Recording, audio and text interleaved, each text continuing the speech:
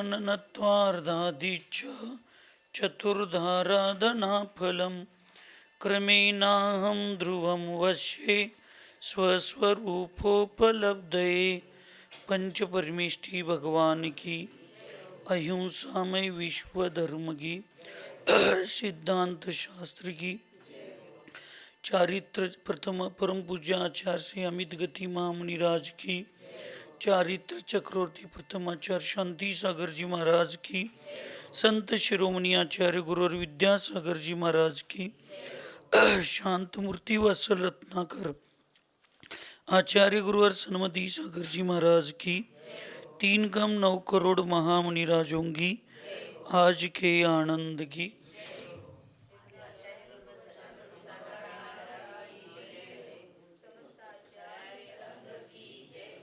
आचार्य भगवंत अमित गति महामुनिराज कल उपदी त्याग के नाम के अधिकार को पूर्ण करते हुए बताया कि समस्त जीव और पुद्गल आदि जो द्रव्य है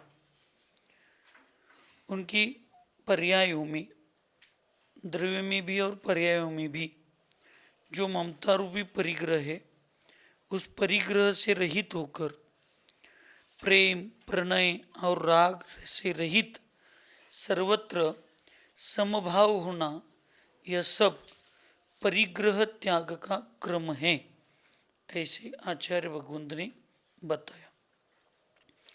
आज श्रीति अधिकार के नाम से 9वां अधिकार चालू होता है। उसमें भाव श्रीति और द्रव्य श्रीति का लक्षण क्या है, ये आज बता रहे। ऊपर्यूपरि शुद्धेषु गुणेष्वारूयते यया भावश्रीतिरभाष्येषा विशुद्धा जीववासना मंदिरादिषु तुंगेषु सुखेनारूयते यया द्रव्यश्रीतिर्मता प्राज्ञैर् सा सोपानादिलक्षणा।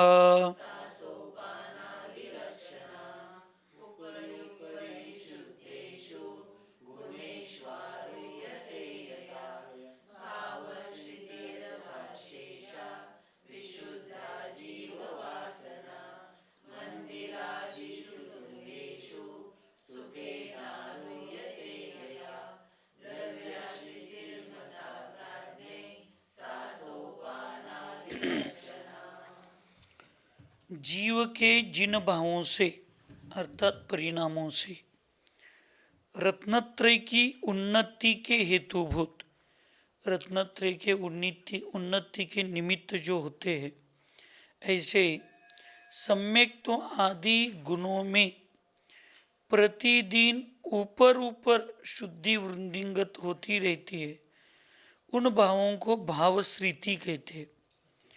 जिन परिणाम, चलो संगत, जीव के जिन भावों से यहाँ पे जो रत्नत्रय की उन्नति के लिए निमित्त होता है, हेतुभूत होता है, उनको सम्यक्त्व आदि जो गुण है, सम्यक्त्व है, ज्ञान है, चारित्र है, तप है, वीर्य है, सम्यक्त्व के फिर 8 गुण आएंगे, सम्यक्त्व की फिर 4 लक्षण जो सुरक्षित रखने के लिए है, वो संवेग, अनुकंपा, प्रशम, अस्तिक्य, ये सब जो भी रत्नत्रय की उन्नति के लिए जो आता है। 13 प्रकार का चारित्र लीजिए, 8 प्रकार का ज्ञान लीजिए, 8 अंग सहित सम्यक दर्शी, ये सब रत्नत्रय को निमित्त। फिर क्या क्या है, भगवान की प्रतिमा आ गई, उनके दर्शन आ गए, जिनवानी आ गई, गुरु का उपदेश आ गया, जितने भी ये निमित्त भी है सम्यक दर्शन के लिए, सम्यक ज्ञान के लिए, सम्यक चारित्र के लिए, इन सब निमित्तों के निमित्त से जो रत्नत्रय का मूल उद्देश्य होता है, उस उद्देश्यों में, उस परिणामों में दिन बर दिन, प्रतिदिन जो शुद्धि बढ़ती जा रही, उसकी चमक, उसकी सुगंध जो बढ़ती जा रही है, उस निमित्त से होने वाले उस परिणामों को कहते भाव श्रीति। श्रीति का मतलब होता है ज्ञान पूर्वक उन्नति, परिणाम पूर्वक उन्नति, उज्ज्वलता, प्रकाशता या ज्ञान की इति अर्थात वृद्धि। कौन से ज्ञान की वृद्धि? रत्नत्रय के ज्ञान की वृद्धि। उसमें आनंद आना चाहिए और उस शुद्धि और विशुद्धि के लिए जो निमित्त है भाव, उसको भाव श्रुति कहते, अथवा जीव के रत्नत्रय रूप विशुद्ध परिणामों को भाव श्रुति के श्रुति कहते। जीव के जो रत्नत्रय रूप विशुद्ध परिणाम है उनको भाव श्रुति कहते। मंदिर आदि उच्च स्थानों पर जिसके द्वारा सुखपूर्वक चढ़ा जाता है वह सोपान अर्थात सीढ़ियाँ रूप द्रव्य श्रुति है, ऐसा प्राज्ञ पुरुषों ने कहा। जैसे मैंने अभी कुछ समय पहले कहा कि फिर इसके लिए क्या क्या निमित्त है। मंदिर है, भगवान की प्रतिमा है, भगवान के दर्शन करने के लिए मंदिर की जैसी एक एक सीढ़ियाँ चढ़े बिना भगवान के दर्शन करना साध्य नहीं है। वो अभी भी मुझे याद नहीं आ रहा था। शिखर के दर्शन तो आँखों से हो सकते, लेकिन स्पर्शों के लिए चरण को उपयोग में लाना जरूरी है।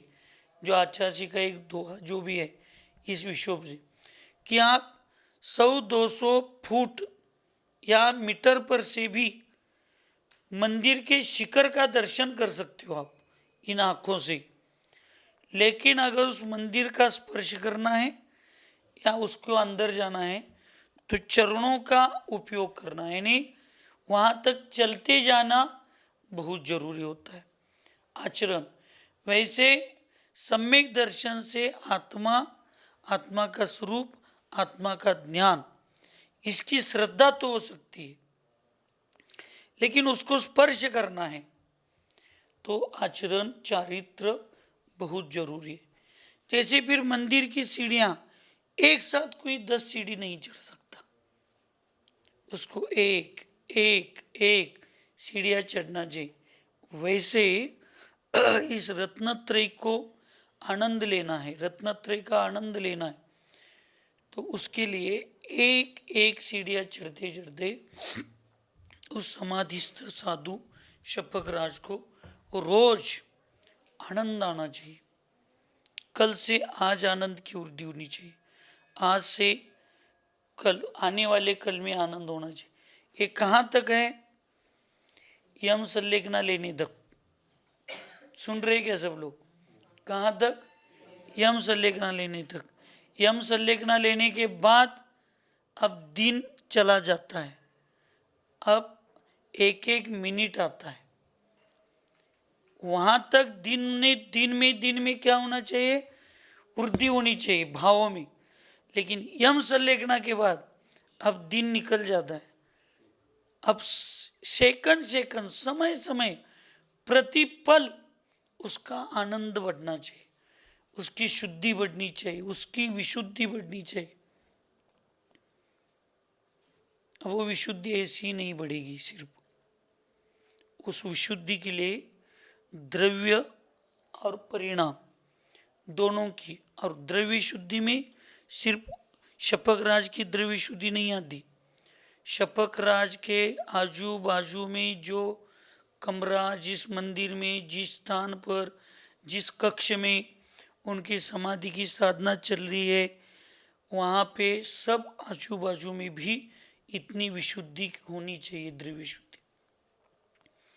इसलिए इस कक्ष में व्रती लोगों को या सोले में या सफ़ेद वस्त्र में, शुभ्र वस्त्रों में, जिनके परिणामों में वैयावृत्ति की 1-8% में व्रत के पालन करते हैं, लेकिन कुछ परिस्थितिवश उनके संकल्प नहीं है, नियम नहीं है, लेकिन परिणामों में वैयावृत्ति की और सेवा के भाव अच्छे हैं, निर्मल परिणाम है, ऐसे लोगों को ही क्यों अंदर आने देते हैं? ये द्रव्य शुद्धि भी बहुत है। आप लोग बाहर सब घूम के आते हो, कोई बस से आता है, कोई कैसे आता है, कोई 2-2, 4-4, 5-5 घंटे ट्रैवलिंग करके आता है। आते समय रास्ते में अन्य अन्य क्रियाओं के लिए रुक जाते, वैसे वस्त्र पहन कर फिर अंदर आएंगे तो वो शुद्धि नहीं रहती। इसलिए दुनिया चंद्रभूष सागर जी को क्या कहती है, इसका संबंध मैं कभी नहीं रखता। मुझे इस समय समाधिस्थ शपकराज की भाव शुद्धि और द्रव्य शुद्धि, इस दोनों के लिए मुझे क्या करना है और आगम मुझे क्या आदेश देता है। साधु या निरापकाचार्य सिर्फ देव, शास्त्र और गुरु के ही आदेश का फॉलो करता है। वो समाज के सूचना और आदेश का फॉलो करने के लिए उसको कोई बंदिश नहीं है, वो करता ही नहीं। उसको सिर्फ देव, शास्त्र और गुरु, और देव शास्त्र गुरु ने शपक राज के लिए जो अच्छा होगा वो बताए, वही करता है। इसलिए भावों की शुद्धि कब होगी? जब द्रव्य बाहर की भी शुद्धि उतनी हम अच्छे से रखेंगे तो। इसलिए और हमारे परिणामों की भी शुद्धि कब होगी? जब हम द्रव्य का भी, द्रव्य स्रोत का भी स्वाध्याय करेंगे, तो शुद्धि के साथ करेंगे तब हो जाएगा, नहीं तो नहीं होता। इसलिए मंदिर आदि उच्च स्थानों में जिस प्रकार सुखपूर्वक एक एक एक सीढ़ी सोपान चढ़ी जाती है, उसी प्रकार रत्नत्रय के निमित्त के परिणामों की वृद्धि के लिए भी जो द्रव्य निमित्त है, अब क्या द्रव्य, ये शब्द भी आप सुन रहे हो, ये पुद्गली है और इसको भी द्रव्य श्रुति कहा जाता है या द्रव्य श्रुति हो जाएगी। फिर वो शब्द है गुरु के, आगम की जिनवानी है जिसमें लिपिबद्ध द्रव्य श्रुत है, या पूर्व आचार्यों ने या गुरु महाराजों ने या हमारे पूर्व जीवन में हमने जिस जिस स्थानों को जाकर, समय शिखर जी चले गए, मांगी तुंगी की यात्रा दीक्षा के बाद हो गई, गजबंधा की हो गई, जिस जिस स्थान पर जाकर हमारे रत्नत्रय के भावों को हमने वृद्धि की है, उस स्थानों को याद करके परिणामों को सुधारना भी इस भाव स्थिति है। परिणाम सुधर गए, भाव स्थिति, और उन पुद्गल व्यवस्थापन या उस द्रव्य क्षेत्र को चिंतन में लेकर आ गए, तो ये सब व्यवस्थाएं जो है वो सब व्यवस्था द्रव्य स्रोत में आता है। किस में आता है? द्रव्य स्मृति, स्मृति कहिए स्रोत। तो ये दोनों जरूरी है। शब्द सो बोध नहीं, बोध सो शोध नहीं। शब्द के बिना ज्ञान नहीं होता और ज्ञान के बिना शोध नहीं होता, इसको याद रखना चाहिए। इसलिए एकदम से कभी भी किसी भी पुद्गल वस्तु को हेय रूप समझकर उसके प्रति मन में तिरस्कार नहीं होना चाहिए। वैसे तो शपक राज के लिए ये, अब जो कोई समझ रहा है उसकी उसकी व्यवस्था है, लेकिन ये पंचम काल है और आप तो आरी का है। हीन सहनन होते हुए भी आपने बड़ा पुरुषार्थ किया। अब ठंड बढ़ रही है और ठंड के निमित्त से और इतने उपवास, कल तक आपके 3 उपवास निरंतर तेला आपने की। अब ऐसे समय में इतनी ठंड में भी आप 3-3, 4-4 घंटे, 2-2, 2.5 घंटे बैठकर स्वाध्याय कर रहे, प्रतिक्रमण में बैठ रहे, सब कर रहे। अब ये करते समय शरीर की थकान आ गई, थोड़ी हवा लग रही है, ठंड लगती है, तो आपके रत्नत्रय को सुरक्षित यानी आपके परिणामों को सुरक्षित रखने के लिए ये चटाई है, ये भी आपके लिए उपकारक है। क्या है? उपकारक है, क्योंकि इससे परिणाम शांत रहेंगे और परिणाम स्थिर रहेंगे तो हम रत्नत्रय के भाव करेंगे, और परिणाम में अस्थिरता आ गई तो आगम में उत्कृष्टता से लिखा जाता है कि कोई चटाई का आश्रय नहीं है, कोई पाटे का आश्रय नहीं है। ये सब उच्च उत्कृष्ट सहनन वालों को, और उत्कृष्टता से आगम कभी भी उत्कृष्टता का ही कथन करेगा, वो सामान्य से कथन नहीं करेगा, इतना ध्यान रखना। लेकिन जो वर्तमान में स्थिति है, उस वर्तमान स्थिति को, क्षेत्र काल को समझते हुए ये समझना चाहिए कि यहाँ पे जो मेरे रत्नत्रय को निमित्त बनेगा, मेरी विशुद्धि को निमित्त बनेगा, वो शब्द हो, चाहे पाटा हो, चाहे चटाई हो, चाहे कुछ भी हो, जिसमें रत्नत्रय की वृद्धि करने के परिणाम सुरक्षित रह रहे हैं, वो सब द्रव्य स्थिति है। और भाव स्थिति मेरे परिणाम जो रत्नत्रय को निमित्त है। इसलिए ये सब लोग भी सेवा करने वाले हैं, ये सब द्रव्य स्थिति में आ जाएंगे। किसमें आ जाएंगे? द्रव्य स्थिति में, क्योंकि ये लोग भी शपक राज के रत्नत्रय को सुरक्षित या परिणामों के वृद्धि के लिए बहिरंग निमित्त बन रहे सेवा करने के लिए। इसलिए अन्यथा ना समझते हुए वास्तविक समझ के लेना है कि द्रव्य स्थिति के प्रति भी हमारा आदर भाव होना चाहिए, अनादर भाव नहीं होना चाहिए। आदर भाव का अर्थ होता स्नेह नहीं, आदर भाव का होता है वहाँ पे करुणा। करुणा का मतलब होता है उनके प्रति सम्मान। क्यों सम्मान है? क्योंकि मेरे समाधि में और मेरे रत्नत्रय के परिणामों को सुरक्षित रखने के लिए निमित्त है। इसलिए सम्मान पूर्वक सम्मान उनके प्रति होना चाहिए। स्नेह बात अलग है, स्नेह में स्निग्धता होती है और स्निग्धता में चिपकता होती है। चिपकने का प्रसंग होता है और चिपकेंगे तो घात हो जाएगा। और सम्मान में उस वस्तु को सम्मान, उस व्यक्ति या उसका सम्मान हो गया, अपने करते उपकार को सुरक्षित का मतलब उसके प्रति सम्मान करने का भाव। इसलिए भाव स्थिति और द्रव्य स्थिति समझ के लेना चाहिए। हाँ,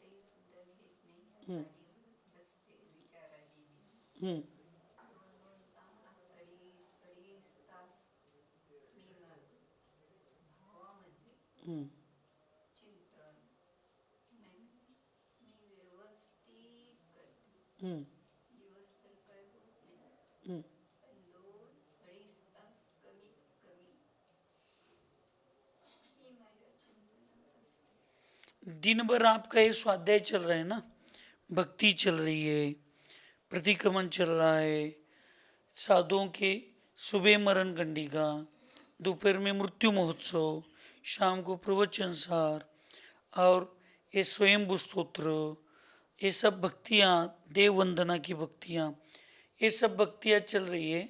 ये रत्नत्रय की वृद्धि के लिए यहाँ पे एक समय भी जो क्रियाएं चल रही है सब किसकी चल रही है? रत्नत्रय की वृद्धि के लिए। ये दिन भर आप खाते हैं, दिन भर क्या कर रहे आप? खा रहे, और रात को 2-3-4 घंटे क्या कर रहे? उसका चिंतन, इसका मतलब रवंत चरवन कर रहे कि आज मरण कंडिका में ये विषय आ गया, आज इसका, और उसमें से जो सभी सारभूत है, जिनवानी का एक अनुस्वार भी असारभूत नहीं होता, सब सारभूत है। लेकिन उसमें भी वर्तमान में आपके इस अवस्था को, इस अवस्था यानी मैं शारीरिक नहीं बता रहा, यह अवस्था यानी समाधि की अवस्था में आपके लिए सबसे उपादेयभूत क्या है?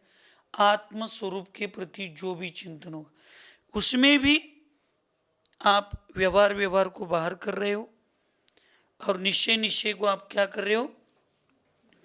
ग्रहण कर रहे हो और उसका चिंतन कर रहे हो। तो ये दिन भर ये चलता है और ये चलते समय भी आपके परिणामों में दिन में भी जो परिणामों की वृद्धि हो रही है, ये सब भाव श्रुत है। रात को जो करते हैं वो भी भाव श्रुति है। दिन भर ये सुनते सुनते परिणाम हो रहे हैं, ये भाव श्रुति है। और जो शब्द सुन रहे हैं वो द्रव्य श्रुति है। और सुनने के बाद जो परिणाम हो रहा है वो क्या है? भाव श्रुति। जैसे एक मनपसंद चीज बनती है, वो बन रही है, वो द्रव्य श्रुति है। वो बन गई, बनने के बाद जो मुंह में लाड़ उत्पन्न होती, लाड़, उस लाड़ के निमित्त से रस उत्पन्न होता है। और फिर उस देखो वो अभी तक थाली में ही है जो भी चीज बनी, लेकिन उस लाड़ उत्पन्न होने के बाद सिर्फ ऐसे करते तो आधे से ज्यादा खाने का मन हो, यानी खाने के बाद जो आनंद आता है उस सिर्फ वस्तु के रस से उत्पन्न, और खाने के बाद तो अलग ही है। ये आप जो दिन भर लाड़ उत्पन्न होती है आपकी आत्मा में, लाड़, और रात को उसको आप क्या कहते? भाव श्रुत को उसको करते।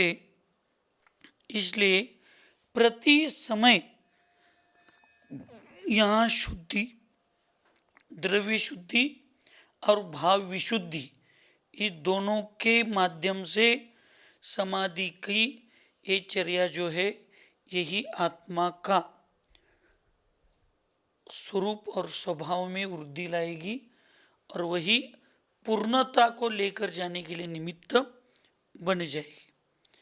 शरीर आदि द्रव्य श्रुति का त्याग और रत्नत्रय रूप भाव श्रुति का ग्रहण, द्रव्य श्रुति परित्यज्य भाव श्रुति मधिश्रित चारित्रे चेष्टतां शुद्धे त्यक्तु कामः कलेवरम्।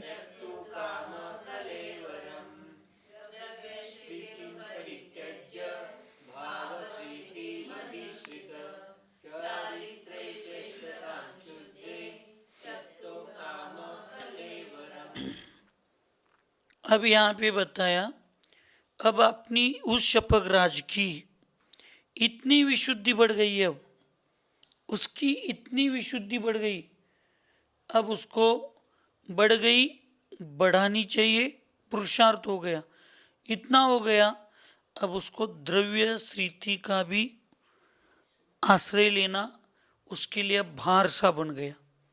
किसका आश्रय लेना? द्रव्य श्रुति का। अब वो द्रव्य श्रुति इसलिए अंत में ये औपमार्तिक प्रतिक्रमण होता है, वही तो होता है कि अब उसको मुझे किसी का आलम नहीं चाहिए। अब ना मुझे देव शास्त्र ये उत्कृष्ट संगनन वाले, हम लोगों को तो आधारभूत तो लेना है, लेकिन क्रियात्मक कोई विकल्प नहीं करना कि मुझे एक बार आपका संस्तर आ गया, औपमार्तिक प्रतिक्रमण हो, औपमार्तिक प्रतिक्रमण हो गया, आपको अब ये विकल्प ही नहीं है।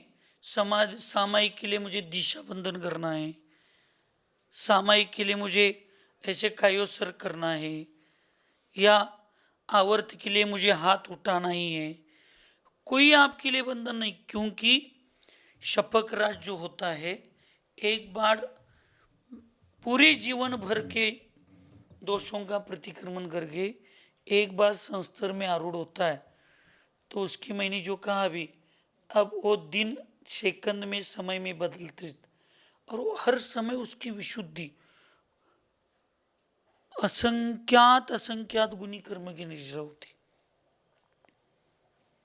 अब उसको लगता है ना मेरा शरीर का कोई मेरा संबंध है, अब शरीर का संबंध नहीं है तो अन्य किसी द्रव्य का मेरा कोई संबंध नहीं है। बस आंख खुली तो देव शास्त्र गुरु की शरण, कान कुछ काम कर रहा है तो देव शास्त्र गुरु के वचनों में काम कर रहा है, आंख काम कर रही है तो देव शास्त्र गुरु के दर्शन से काम कर रही है, मुंह से कोई एकाध शब्द भी द्रव्य रूप निकला वो भी देव शास्त्र गुरु के संबंध निकलेगा। आंख बंद हो गई तो निज दर्शन के प्रति भाव चालू है, भाव शब्द भी सुनने आ रहे अपने अपने तो सिर्फ आत्मा के संबंध में आ रहे, भाव शब्द बोलने के भाव हो रहे वो भी आत्मा के संबंधी है। इसलिए उस समय इस वर्तमान परिस्थिति के संबंध में जितना पुरुषार्थ है, शक्ति है या योग्यता है, उसमें ध्यान ध्याता देय, ज्ञान ज्ञाता नेय, ये सब एक रूप हो जाएंगे और अभेद रत्नत्रय का चिंतन चालू हो जाएगा। जिसका अभेद रत्नत्रय। और जब व्यक्ति वो जीव पुण्यात्मा शुद्धात्मा की इच्छुक जो जीव होता है, जब उसमें चिंतन में जाता है ना, उसके चिंतन में, तो फिर उसको शरीर की वेदना और शरीर के प्रति कोई ममत्व भाव ही नहीं रहता, नहीं रहता। ये नियम है। शरीर जब सुंद, मराठी में सुंद कह दे, बेहोश हो जाता है तो उसको कितना भी मारो लगता है। अब जब आत्मा में वो इतना लीन हो जाएगा और शरीर का पूरा ममत्व भाव छूट जाएगा तो फिर कैसे वो शरीर के प्रति जो भी वेदनाएं कुछ नहीं समझ में आ गई। नैसर्गिक क्रियाएं जो होती है उसको कभी विकल्प नहीं समझना चाहिए। ये एकांतवादी लोगों ने इतना जिनवानी का यानी सही में इतना दुरुपयोग किया या इतने वचन अध्यवसाय के वचन प्रकट कर दिए समाज में कि अभी शारीरिक क्रिया है, कहीं लघु शंका के परिणाम यानी लघु शंका होना या दीर्घ शंका होना या कुछ थोड़ा शारीरिक अस्वस्थता से वो हिल रहे, ये कोई पारिणामिक विषय नहीं है। शरीर शरीर है, शरीर तो उसका काम इस पंचम काल में वो करेगा ही। तो उससे आप एकदम से वहाँ काय गुप्ती की तरफ और वचन गुप्ती की तरफ और इसकी गुप्ती की तरफ लेकर जाओगे तो कैसे होगा। भगवान के सर्वांग से कहिए या मुख से कहिए, दिव्य ध्वनि निकलती के निकलती नहीं, सुनने नहीं आता मुझे। सर्वांग से हो या मुख से, एकांत नहीं लेना, सर्वांग से ही निकलती है। आगम में दो प्रमाण है, उसको स्वीकार करना चाहिए, नहीं तो एकांतवादी हो जाएंगे। और जिसका कोई सम्यक दर्शन से बहुत बड़ा फर्क नहीं पड़ता, ऐसे वो फिर कहीं भी जाकर रुक जाओगे तो वहीं अटक जाएंगे। दिव्य ध्वनि निकलती है, अब वो ओंकार ध्वनि है। अब ओंकार ध्वनि वो पुद्गल रूप है क्या जीव रूप है? पुद्गल ही है वो ओंकार ध्वनि। अब वो ओंकार ध्वनि निकल रही है, क्या भगवान निकाल रहे हैं? नहीं, कुछ समझ में नहीं आ रहा है मुझे। निकल रही है? नहीं नहीं, भगवान अपने अपने माध्यम से राग द्वेष पूर्वक निकल रहे नहीं ना। वैसे शपक राज भी जब अपने आत्मा में लीन होता है, अपने आत्म स्वभाव में लीन होता है, आत्म स्वरूप में लीन होता है, तब जो भी उसके कोई शब्द ऐसे इस काल में भी समाधि के रूप में भी 2, 4, 5, 10 उपवास यम संलग्न के, उसके पहले माता जी के कल तक उपवास चातुर्मास में 83 हो गए। जितने आहार किए उसमें 27 या 28 नीरस हो गए। आज फिर पारना नीरस किए, और उसको छोड़कर जितने आहार हो गए उसमें तो कितने आहार ऐसे 12 ग्रास, 11 ग्रास, 10 ग्रास, 8, 9 ग्रास, ऐसे करते करते करते 1 ग्रास तक आ गए। ये पूरा जो कम कम कम हुआ है वो भी बचे हुए दिनों में है, आहार के गिने हुए दिनों में, वो कोई अलग दिन नहीं। अब इतना जब शरीर टूट जाएगा तो शरीर के निमित्त से वो अपने आप पुद्गल वर्गनाएं निकलती है शब्दों की। तो इसका थोड़ी मतलब होता है कि वो राग यानी राग पूर्वक या द्वेष पूर्वक या उपयोग पूर्वक शब्द निकाल रहे। अगर वो भी उपयोग पूर्वक शब्द निकाल रहे हैं तो भी वहां पे भी लगाएंगे नहीं, क्योंकि शपक राज भी जो भी 8वें गुणस्थान से आगे की क्रियाएं सब अबुद्धिपूर्वक जैसी होती है, वैसे शपक राज जब आत्मा में लीन होता है अंत समय में, तब उसकी जो शारीरिक हलन चलन जो होती है वो सब अबुद्धिपूर्वक होती रहती है, उसका ध्यान उसकी तरफ नहीं होता। इसलिए अब वो शरीर का त्याग करने में भी समुत्सुक उत्सुक है, लेकिन कैसे? सम यानी समीचीन भावना से, समीचीन भावना से उत्सुक मुनिराज को द्रव्य स्थिति का त्याग कर भाव स्थिति का आश्रय लेना चाहिए और शुद्ध चारित्र में चेष्टा करनी चाहिए। अब शरीर का त्याग करने में जो उत्सुक, ऐसा जो मुनिराज, शपक राज, वर्तमान में हमारे सामने माता जी, ये सब लोग हैं ना, इनको अब ये भाव होते, अब मुझे द्रव्य स्थिति का आश्रय लेना बंद करना है, त्याग करना है। सिर्फ अंतरंग स्थिति, भाव स्थिति, जैसे व्यवहार में वो गाना है, करते हो गुरुवर सब तुम नाम मेरा हो रहा है, ऐसा कोई भी गाना भजन अच्छा निकल रहा है, वैसे ही समाधि का भी ऐसे ही हो रहा है। सब पुरुषार्थ कौन कर रहे हैं? शपक राज, माता जी कर रहे, और बाहर दुनिया में नाम किसका हो रहा है? चंद्रभूषाकर महाराज बहुत अच्छा करा रहे, बहुत अच्छा कर रहे। और ऐसा नाम हो रहा है कि अब कल महाराज जी के एक रत्नत्रय दिगंबर मुनि महाराज जी का फोन आ गया। मैं जिनवानी के सामने हूँ और उन्होंने कहा जैसी माता जी की संलेखना इतने 4-5 महीने से इतने अच्छे से करा रहे, हम सब देख रहे, हम सब सुन रहे आपके सब, और माता जी की भी वीडियो सब देख रहे। महाराज जी, माता जी जैसे एक साधु आज भाव कर रहे कि माता जी जैसे साधना करते हुए और इतने अच्छे परिणामों के साथ हमारी समाधि भी आपके चरणों में हो, आपके सानिध्य में हो, आपके संग में हो, ऐसी हमारी भावना है। और आप जैसा आज के आगे जैसा निर्देशन मार्गदर्शन करेंगे हम करने के लिए तैयार है। अभी वो 250-300 किलोमीटर दूर है। हमने कहा 2 महीने में धीरे धीरे धीरे करके आप जयसिंहपुर तक, इस एरिया तक आइए, एक बार मेरे पास आइए, अभी भाव से मेरे पास है, अब द्रव्य से एक बार संग में आइए, तो द्रव्य और भाव से जब आएंगे तब अपन उसकी प्रति चर्चा करके अपन करेंगे। और जरूर हम कोई कराने वाले नहीं है, कर्तव्य दृष्टि होनी चाहिए, कर्तृत्व दृष्टि नहीं है। जितना हम प्रयास, हमारी सेवा भावना माता जी के प्रति हम कर रहे, वैसे ही आपके प्रति करने का भाव करेंगे।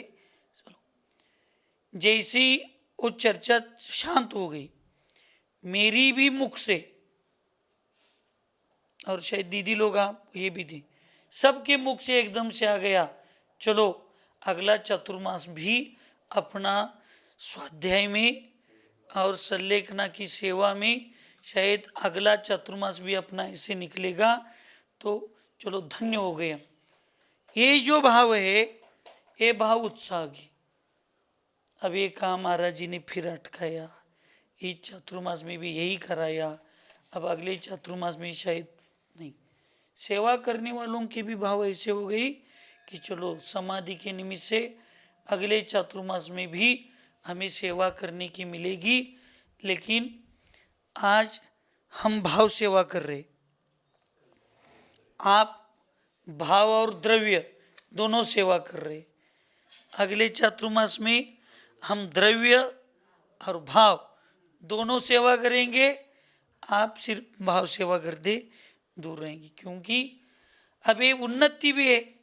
हरिका के बाद मुनि महाराज जी की समाधि कराने का अवसर आना, ये प्रगति है।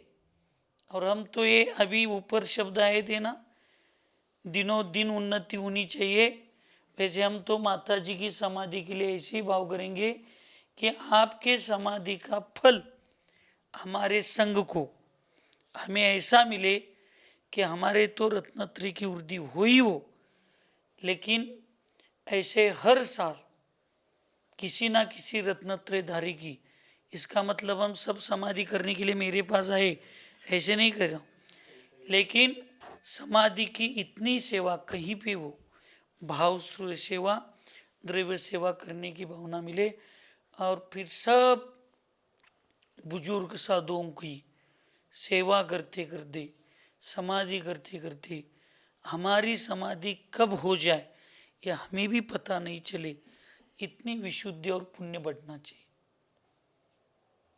काम ही क्या है, कम से कम इन निमित्त से तो बाहर के सब विकल्पों से दूर हो जाएंगे। कभी नहीं अब हम यही करते बैठे, अरे यही करने के लिए तो दीक्षा है।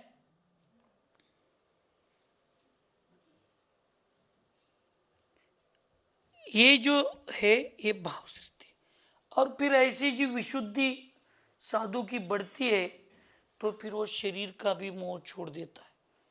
मोह तो होता ही नहीं, वो रत्नत्रयी के लिए आधारभूत साधन मानता है शरीर को, अब साधन को भी छोड़ देता है और सिर्फ साध्य में लगा रहता है। सिर्फ परिणाम परिणाम, आत्म परिणाम, आत्मस्वरूप परिणाम, स्वभाव परिणाम। अब उसको दूसरी कोई चीज अच्छी नहीं लगती,